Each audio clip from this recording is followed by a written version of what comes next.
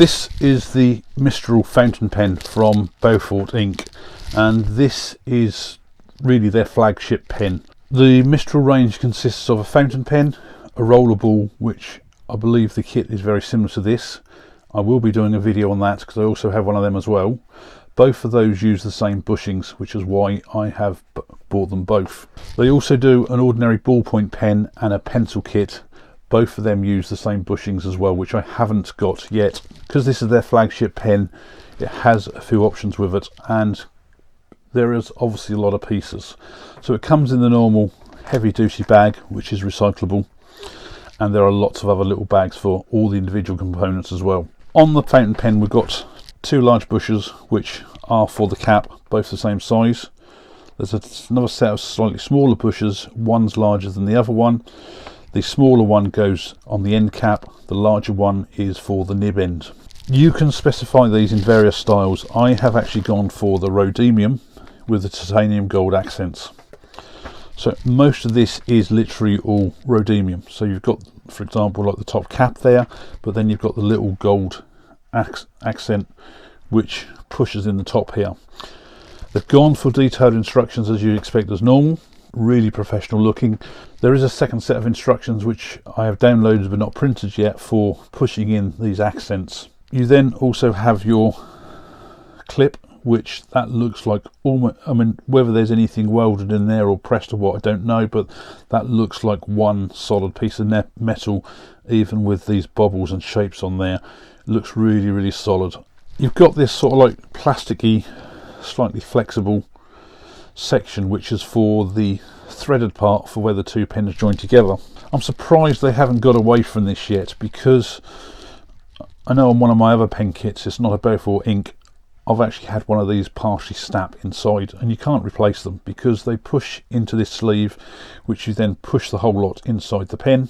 There are a couple of more bands there as well. One of them is the gold accent ring and the other one has a Rhodium.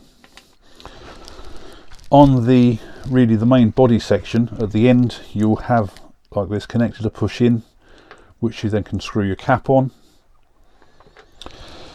The nib end, you have this connector which you push in.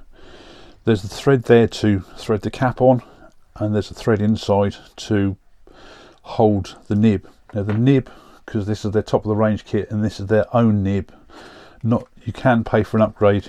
You then screw that inside of this, and then at the top here to connect for your ink, you can either use the standard ink cartridges, or what I prefer, one of these which you can then fill from a bottle of ink. So I suppose a couple of things on here that initially that I'm surprised about. These gold accents that I've gone for the option for are all on the lid. There's nothing on the main body whatsoever. So nothing going in the divider here and nothing on the top cap. The other thing is this plastic insert for the thread. So your pen will go on like that. So that's sort of fairly minor, but being plastic, it's going to be quite easy for that to get cross-threaded and possibly ruined, and you can't really take it out and replace it.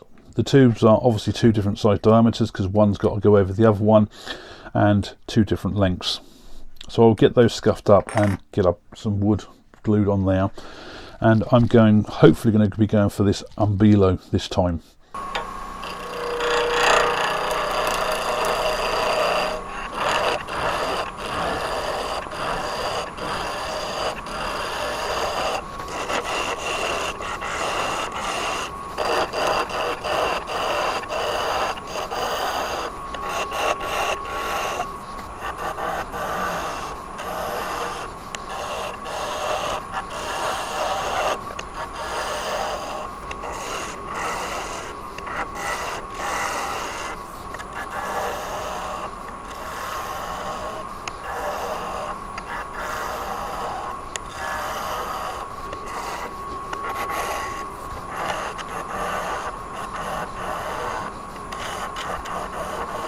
The first thing with this is to press the accent into the cap finial as the first job.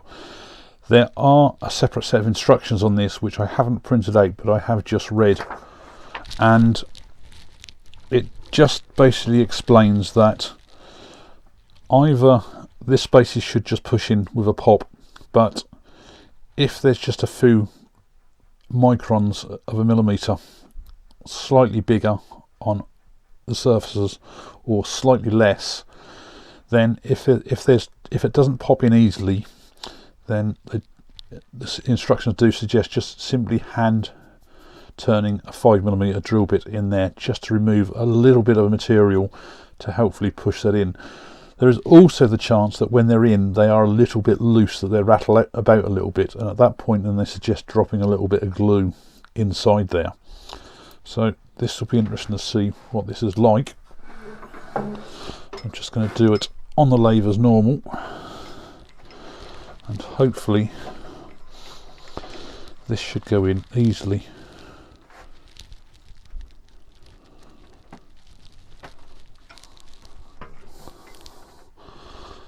That just pushes in there flush. Now, if you need the nib to be down a certain area of grain, then you're going to need to screw the nib into the assembly so it can be lined up. So the nib screws in there.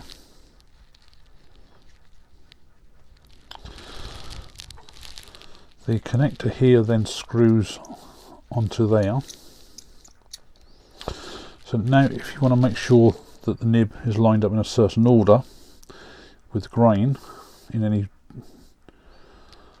so I'm going to have it so that this colourful bit there is on, so I can just push that in gently. Can then remove this section here, so it's the whole nib with the housing, and then push this piece in.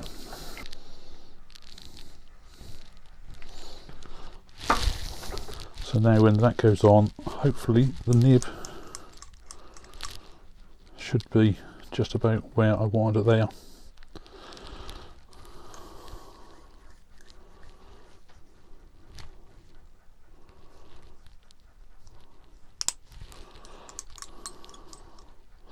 There you go, so it's now in line where I'd planned it there. The finial connector at the top can then be pushed in. It doesn't matter which way round that is, and then that can be put on there. So that is now that section of the pen complete. Again, if you want to line up grain, you need to put this on first. That then goes on there.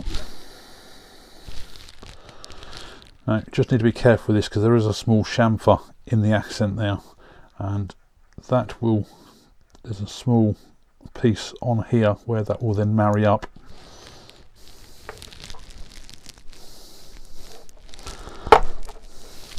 The accent ring basically has a chamfer on the inside which needs to go this side, and this loose fitting ring also has a piece sticking out which needs to also go in the centre there, so then it keeps that slight band between each three of them. So once I've got that on place, I can now screw this on.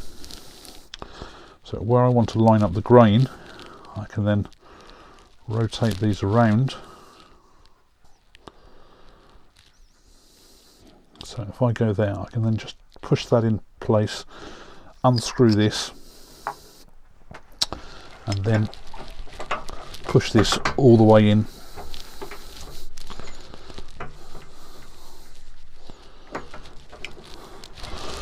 That then just leaves the cap. I just need to work out where about I want the clip to go.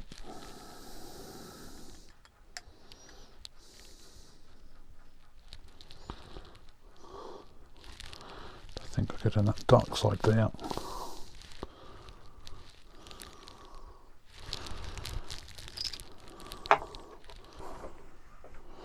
And that's pushed on there.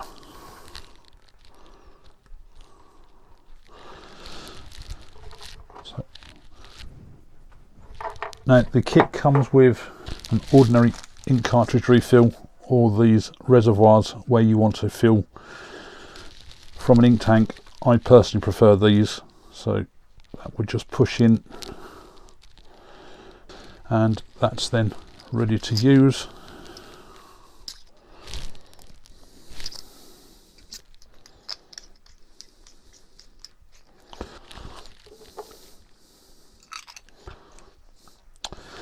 And that's the Mistral Fountain Pen complete.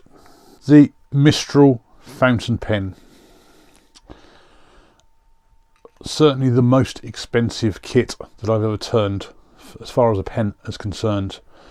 So the quality on this is precisely what you expect, everything from Beaufort Ink.